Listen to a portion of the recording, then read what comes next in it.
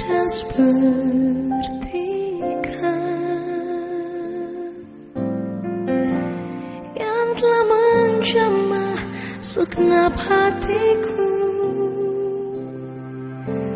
Tak seorang pun di dalam hidup ini seperti Kau, Tuhan. Tiada seperti Kau yang telah menjamah segenap hatiku. Tak seorang pun di dalam hidup ini seperti Kau, Tuhan. Kasih-Mu seperti sungai mengalir. Shalom! Gimana adik-adik kabarnya hari ini? Ada sukacita? Sukacita, sukacita, wik wik. Nah, bertemu lagi di ibadah Pekan Anak hari ketiga. Kan sebelum itu, kita akan memulai ibadah dengan kita menyanyikan lagu Aku Cinta Yesus dalam dua bahasa, bahasa Jawa dan bahasa Indonesia.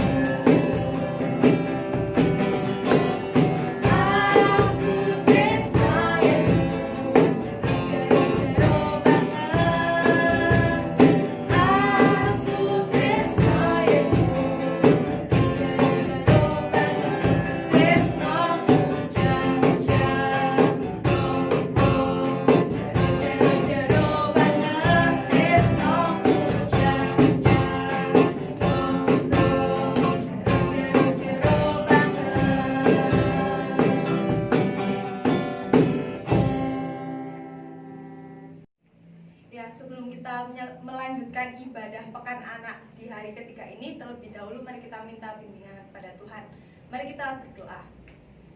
Selamat pagi ya Tuhan, terima kasih atas berkat-Mu yang telah Kau berikan pada kami di hari ini. Ya Tuhan, biarlah Tuhan memberkati kami dalam ibadah Pekan Anak di hari ketiga. Biarlah ya Tuhan Kau berkati dari awal, pertengahan hingga akhir acara ya Tuhan dengan lancar. Terima kasih Tuhan, anak-Mu telah berdoa. Amin. Ya, sebelum kita mendengarkan firman Tuhan, terlebih dahulu mari kita pujikan Kusiapkan Hatiku Tuhan.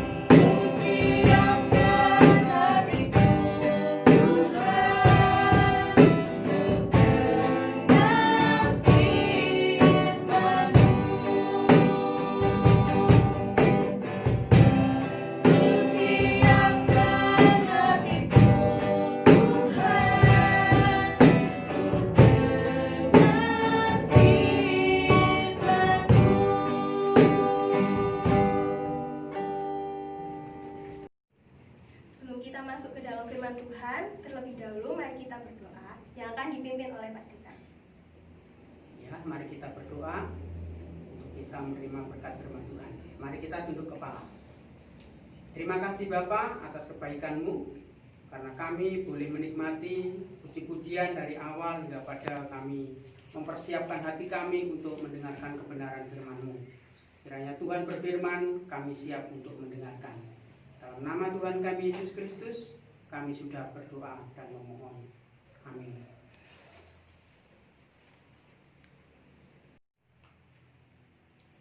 Salam anak-anak. Ya, anak-anak yang dikasih Tuhan, sekalipun suasananya sekarang kita tidak bisa mengikuti ibadah secara langsung, walaupun dengan secara online, dengan keadaan ini, tapi kita tetap bersyukur karena kita masih diberi kesempatan oleh Tuhan untuk membangun ibadah sekalipun berada di rumah masing-masing. Tapi yang paling penting adalah kita masih diberi kesehatan untuk melihat dan mendengarkan sabda firman Tuhan. Nah, anak-anak yang dikasih Tuhan, firman Tuhan pada saat ini diambil dari Yeskiel pasal yang ke-14. Kita akan membacanya ayat 1 sampai dengan 11. Namun yang menjadi dasar atau nat kita kali ini ada di ayatnya yang ke-8. Demikian firman Tuhan. Aku sendiri akan menentang orang itu dan aku akan membuat dia menjadi lambang dan kiasan dan melenyapkannya dari tengah-tengah umatku, dan kamu akan mengetahui bahwa akulah Tuhan. Nah, anak-anak yang dikasih Tuhan, sebelum kita mendengarkan firman Tuhan ini, mari kita melihat dengan apa yang kita alami di dalam kehidupan kita sehari-hari. Anak-anak pernah bermain bola? Ya, tentu permainan bola itu sudah tidak asing bagi anak-anak yang laki-laki. Karena permain bola itu dapat dilakukan oleh anak-anak dari usia kecil sampai dengan usia yang dewasa ataupun yang tua. Semuanya itu jelas ya, menyukai dengan permainan bola, walaupun ya ada yang tidak suka.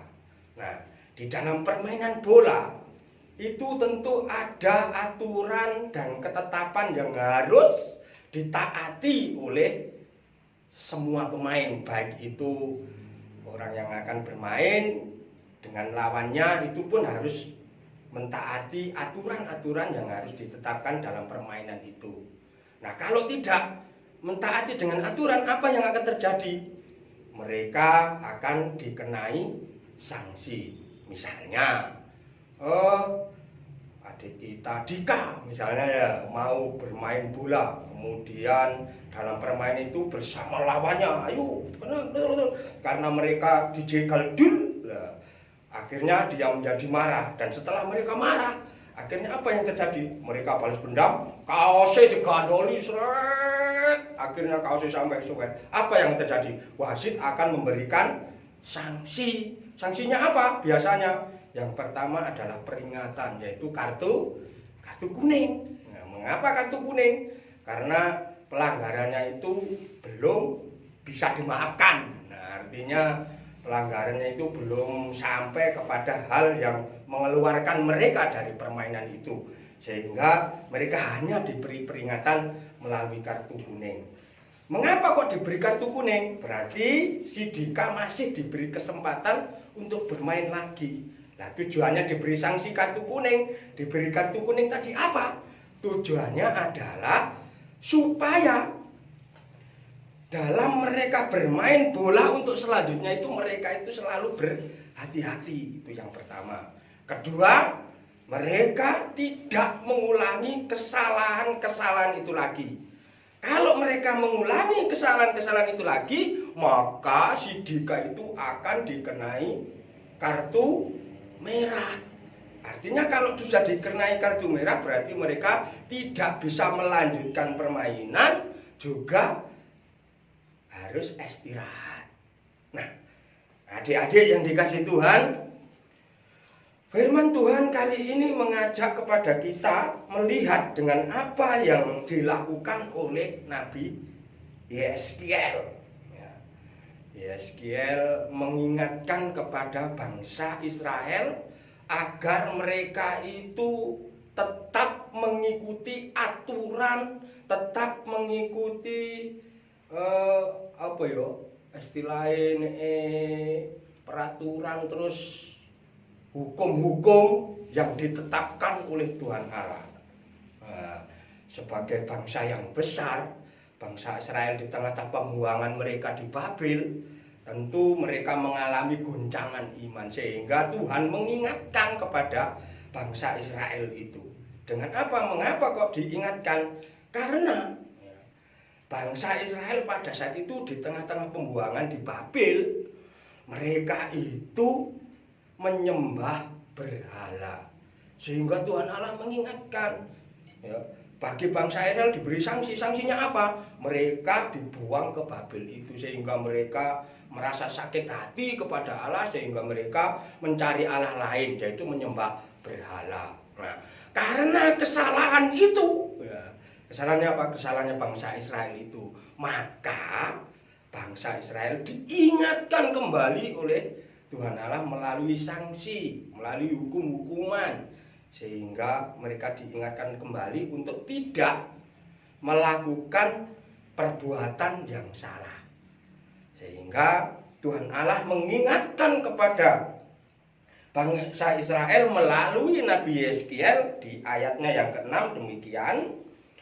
Oleh karena itu, katakanlah kepada kaum Israel, beginilah firman Tuhan Allah. Apa katanya Tuhan? Melalui Nabi Yeskiel katanya, bertobatlah dan berpalinglah dari berhala-berhalamu, dan palingkanlah mukamu dari segala perbuatan-perbuatanmu yang keji. Ini yang diingatkan oleh Tuhan Allah kepada bangsa Israel melalui Nabi Yeskiel. Diingatkan kenapa? Supaya bertobat. Apa artinya bertobat? Bertobat itu artinya adalah berpaling, berpaling dari kesalahan. Artinya jangan mengulangi kesalahan yang sama itu lagi. Apa kesalahan bangsa Israel itu tadi? Apa adik-adik? Apa kesalahannya tadi? Yaitu menyembah berhala. Nah, tujuannya apa? Supaya mereka bertobat dan mereka berhati-hati dalam menjalani kehidupan mereka selanjutnya. Jangan mengulangi kesalahan yang sama. Supaya apa? Supaya hukuman yang selanjutnya itu tidak semakin berat. Nah, adik-adik yang dikasih Tuhan, sekarang saya bertanya kepada adik-adik, siapa yang pernah dihukum oleh orang tuanya? Baik itu dihukum nek di sekolah, biasanya dihukum gurune apa? Gocekan ngene. Nah, terus ngene. Nah, sapa sing tau dihukum ngono? Nah, seperti itu hukuman itu pernah dilakukan oleh murid-murid yang bersalah. Demikian juga anak-anak yang tidak mentaati peraturan orang tua, itu juga kena hukuman. Tetapi yang diingat adalah jangan berarti dihukum oleh guru, dihukum oleh orang tua, itu menjadikan kita benci kepada guru dan benci kepada orang tua. Karena apa? Dengan hukuman, dengan sanksi yang diberikan kepada kita itu, nah itu menunjukkan kasih sayang orang tua kepada anak, kasih sayang seorang guru kepada para murid. Nah, mengapa? Ya karena kita ini supaya tidak mengulangi kesalahan yang telah kita lakukan itu kembali, atau tidak mengulangi kesalahan yang sama itu lagi, supaya apa? Tidak dihukum lagi. Yang perlu dilakukan adalah untuk selanjutnya kita harus berhati-hati, jangan sampai kita kena hukuman lagi. Nah, itulah yang harus dilakukan oleh adik-adik di rumah. Jadi kalau adik-adik dihukum orang tuanya, ya jangan menyesal, jangan menyalahkan orang tua. Oh, ibu ini gak sayang aku, oh bapak ini gak sayang aku. Ya tidak seperti itu. Ya, tapi karena apa? Ya karena sebenarnya karena orang tua juga masih sayang kepada kita. Orang tua memberi sanksi, orang tua memberi hukuman itu karena sayang juga supaya kita ini tidak mengulangi kesalahan yang sama lagi. Lah itulah yang dilakukan oleh bangsa Israel. Tuhan Allah, walaupun bangsa Israel itu tetap ya, melakukan kesalahan, tapi Tuhan Allah tetap sayang kepada bangsa Israel. Sekalipun bangsa Israel tadi berada di tanah pembuangan, yaitu di Babel. Nah demikian juga kita ini ya, sebenarnya orang tua juga sayang, diberi sanksi itu bukan karena benci, tapi karena sayang kepada kita. Nah tujuannya apa? Tujuannya supaya kita ini tidak mengulangi kesalahan yang sama lagi. Nah adik-adik, dari firman ini kita bisa memetik apa ya istilahnya, kesimpulannya di dalam kita mendengarkan firman ini ya, supaya pada saat kita menjalani kehidupan ini tidak melakukan kesalahan, ya kita tetap harus mentaati aturan dan ketetapan yang ditetapkan oleh Tuhan Allah. Karena apa? Karena dengan kita mentaati dengan peraturan dan ketetapan Allah, maka Tuhan Allah pun akan menyertai kita. Tuhan Allah akan lebih sayang kepada kita. Bagaimana dengan adik-adik? Apakah mau menyayangi Allah, mau mentaati peraturan dan ketetapan Tuhan Allah? Nah, berbahagialah kita semua yang senantiasa mentaati peraturan dan ketetapan Tuhan Allah. Maka kalau kita sudah menjalaninya, maka kebahagiaan dan damai sejahtera itu akan kita terima. Inilah adik-adik yang dikasihi Tuhan, firman Tuhan yang dapat kita dengarkan hari ini. Mudah-mudahan dengan firman Tuhan ini kita dapat dikuatkan oleh Tuhan dalam menjalani kehidupan ini selanjutnya, sehingga dalam perjalanan hidup kita itu kalau kita tetap setia, taat dengan peraturan Allah, maka Tuhan Allah akan selalu menyertai kita. Demikian firman Tuhan ini, mudah-mudahan bisa menjadikan pedoman dalam kehidupan kita ketika kita menjalani firman Tuhan ini. Tuhan Yesus memberkati. Untuk menutup ibadah pada hari ini, mari kita pujikan Happy Ayaya.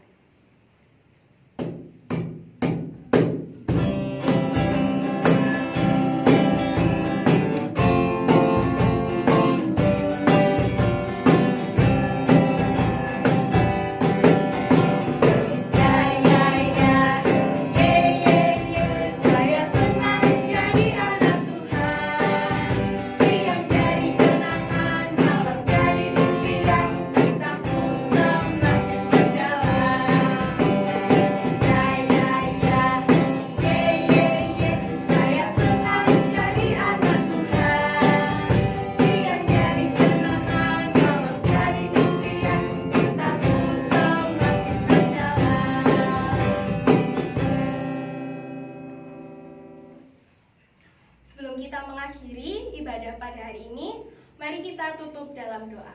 Mari kita berdoa. Tuhan Allah Bapa yang bertata dalam kerajaan surga, terima kasih karena Engkau telah memberikan kami berkat-Mu pada hari ini melalui pekan anak ini. Biarlah firman yang telah kami dengarkan bisa kami terapkan di dalam kehidupan kami masing-masing. Tuhan, kami akan melanjutkan aktivitas kami serahkan seluruh hidup kami ke dalam tangan-Mu yang penuh kuasa. Di dalam nama Tuhan Yesus Kristus kami telah berdoa. Amin. Bukan dengan barang fana Kau membayar dosaku, dengan darah yang mahal, tiada noda dan celah.